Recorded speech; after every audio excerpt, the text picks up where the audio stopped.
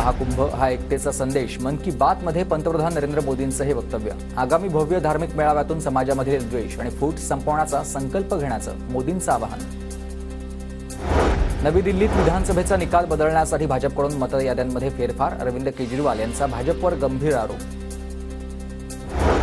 बीपीएससीचा paper फुटल्याप्रकरणी बिहारमध्ये विद्यार्थ्यांचं आंदोलन. 3 दिवसांपासून विद्यार्थ्यांवर अत्याचार सुरू. खासदार प्रियंका गांधींची केंद्रासह बिहार सरकारवर टीका. केंद्र सरकारची गेल्या 5 वर्षांमध्ये सरकारी कंपन्यांच्या विक्रीमधून आणि अन्य माध्यमातून 1.48 लाख कोटींची कमाई. निर्गुंतवणुकीतून मध्ये आता 2019 ते 20 या कालावधीमधील सर्वाधिक 50,300 कोटी त्यांनी मिळवलेले आहेत.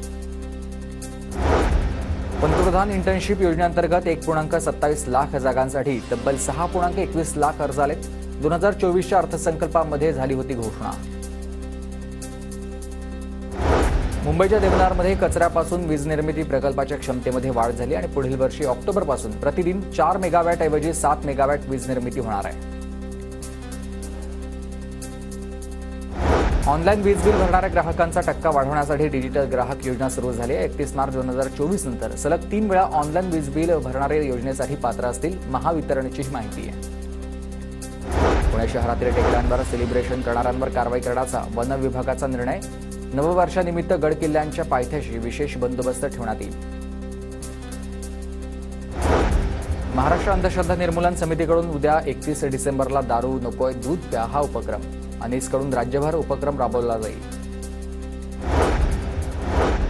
MNGL कडून CNGच्या दरामध्ये किलोमागे 10 पैशांची वाढ. जागतिक बाजारपेठेमध्ये डॉलरची किंमत वाढल्यामुळे ही दरवाढ.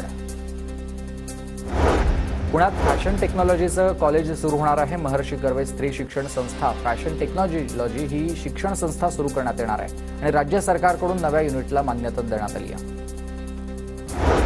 पुण्याच्या मुळशीमधील भूगावमध्ये अज्ञात व्यक्तीनं कार पेटवली आहे. कार मालकाच्या तक्रारीवरून अज्ञात व्यक्तीविरोधात गुन्हा दाखल झाला आहे. देशभरात विविध रेल्वे मार्गावर तब्बल 136 वंदे भारत रेल्वे सुरू झाल्यात. 2024 मध्ये 3210 किलोमीटर रेल्वे मार्गाचं विद्युतीकरण. रेल्वे मंत्रालयाची माहिती. नवी मुंबईत देशातील पहिलं क्राईम कमांड आणि कंट्रोल सेंटर सुरू झालंय. डिजिटल भविष्य सुरक्षित करण्यासाठी दरवर्षी 5000 पोलिसांना प्रशिक्षण दिलं जाईल. MPSCकडून 20 डिसेंबरपूर्वी प्रसिद्ध झालेल्या 23 परीक्षांसाठी पुन्हा अर्ज करण्याची संधी आहे. राज्य शासकीय सेवेत भरतीच्या कामाला आता वयोमर्यादेमध्ये वाढ केल्यानंतर MPSCचा हा निर्णय आहे. भोपाळ वायू दुर्घटनेला जबाबदार युनियन कार्बाइड कंपनीचा 337 टन विषारी कचरा नष्ट करण्यात येणार आहे. भोपाळ वायू दुर्घटनेमध्ये 5000हून अधिक लोकांचा मृत्यू झाला होता.